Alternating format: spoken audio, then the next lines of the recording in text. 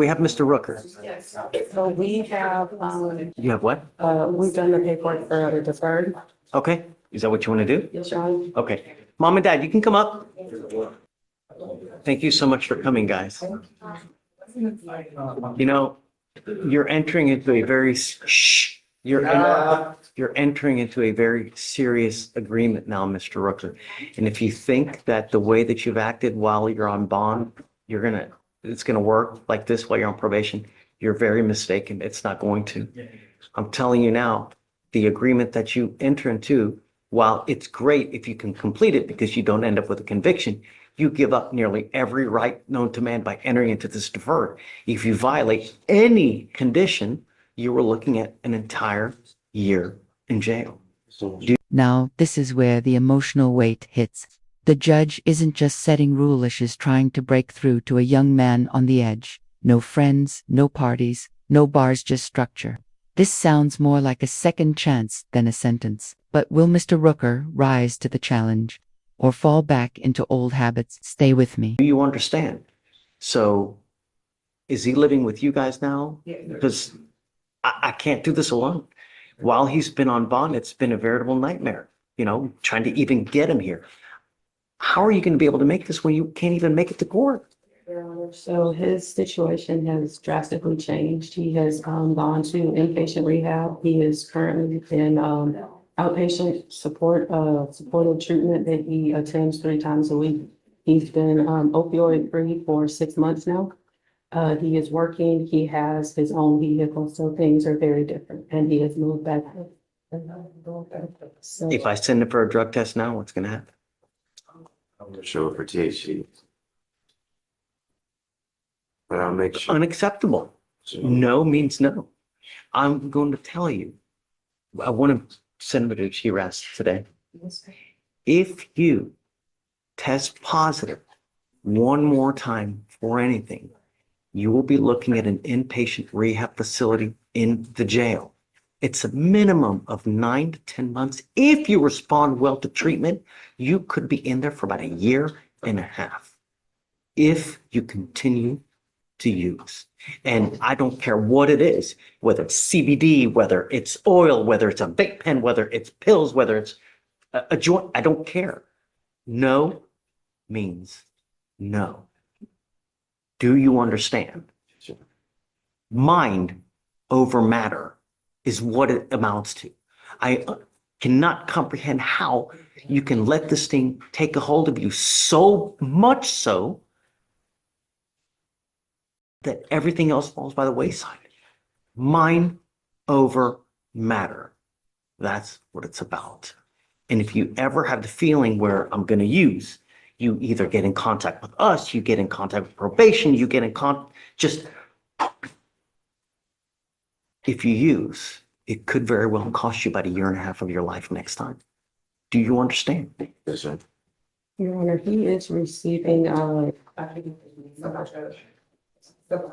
Suboxone is only something to prevent withdrawal, so you don't go through the madness of withdrawal. He's consistently on it through his outpatient treatment because his habit was so bad. What was the drug of choice? Oxy?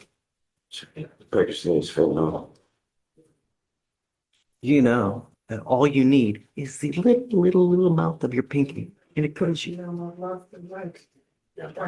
I can't tell you how many people we've had here that continue to take the pills, continue to take it because the tolerance builds up and you end up killing yourself because you put your lungs to sleep. That's what you do. Not to mention, it's expensive to even do this. How are you even getting the money to do it? Are you working? Sorry. What do you do? Now, this is where the emotional weight hits. The judge isn't just setting rules, she's trying to break through to a young man on the edge. No friends, no parties, no bars, just structure. This sounds more like a second chance than a sentence. But will Mr. Rooker rise to the challenge or fall back into old habits? Stay with me. Perception. Did you graduate from high school? Yes, sir. He's living with you now? Yes. Okay. While he's on probation, he must stay living with you guys. Okay. And I think that it's probably a good idea to have a curfew while he's on probation so that he's not out in the middle of the night. You are not allowed to hang out with any of your old friends. You know, you hang out with the wrong crowd, you're going to end up doing the same thing.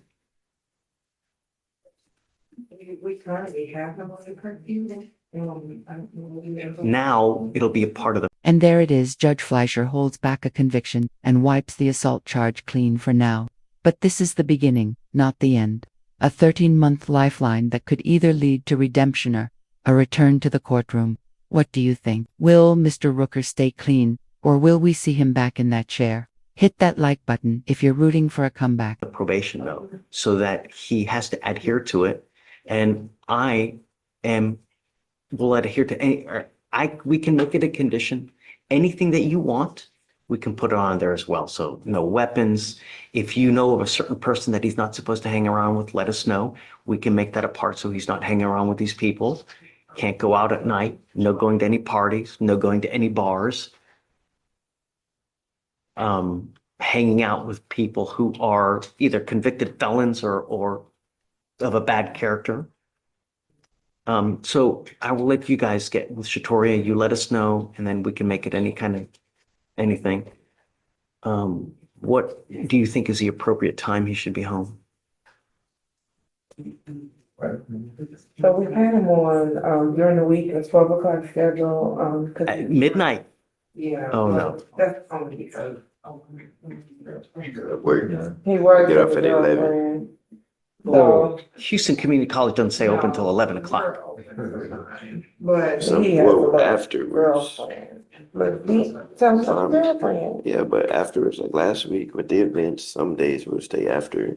not often, but there are Not, times where they have events, but typically the building. You will have to show what the event is, the time that it ends, and then you get approval. But 10 o'clock is your curfew. I don't want you to at 10 o'clock. You take baby steps to earn trust. Trust isn't something that we just give to you. You have continually broken our trust. So I don't want you to do anything to drive you back into the old Mr. Rooker, because it's unacceptable. And the only thing we want is we don't want you to kill yourself. That's all we want.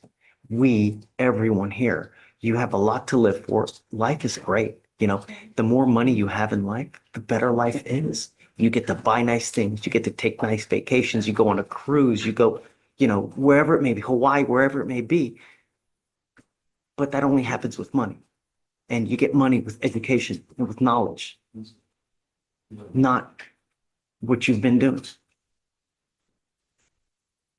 The agreement that you have worked out is a 13-month deferred. This is a type of probation that, like I said, if you complete successfully, you do not end up with a conviction on your record. But like I said, you give up the right to a trial, compel witnesses to testify on your behalf, confront, cross-examine your accusers, right to be arraigned. You give up the right to appeal. So once you enter into this agreement, you are stuck with this until you either complete it successfully or you violate. You violate this agreement, I'm going to issue a warrant. I'm going to put you in custody, bring you back out, and we're going to talk about what you did to violate. And if you could be looking at an entire year. Do you understand? For you to complete this successfully, you must do a TRAS. This is an evaluation to see what other conditions you may need. If they assess supportive outpatient treatment, if they assess inpatient treatment, I don't know. But you understand. No drugs, alcohol, random testing, $100 one-time donation to the family violence provider. You just do Houston Area Women's Center. No weapons, and no harassing, threatening, or abusive contact with Guajardo. Curfew 10 p.m. to 6 a.m. You must also do what's called the Batters Intervention Prevention Program. This is an 18-week class that you must go once a week for 18 weeks. Do you understand? The worst possible thing you can do they just take off. That's an immediate warrant. We can always work through any problems, and it's never about the money. I don't care about the money. It's you doing what you're saying you're going to do, staying out of trouble, and be nice. It's not hard, especially with these probation officers. You go to a probation officer, you make your appointment at 3:30 in the afternoon, you go over there, they're already going to be stressed out because they deal with all these other people. You go in there with a bunch of issues, it's probably not going to go well. You understand? Anything else you think that we should address? I'm going to waive all the fees, so it doesn't have to pay for anything. With regard to if they do any kind of like intensive outpatient, I'd like to try to qualify for, funding. Yes, sir. We're going to try to keep everything to a minimum as far as money, but you test positive. Do you understand? I want him tested today, and then let's test again in 50 days. Okay. I'm testing you again in 50 days. If you test positive for weed again, you know what happens. Do you understand? How do you plead to this offense? Guilty or not guilty? I'm not going to find you guilty, Mr. Rook. I'm going to withhold that for 13 months.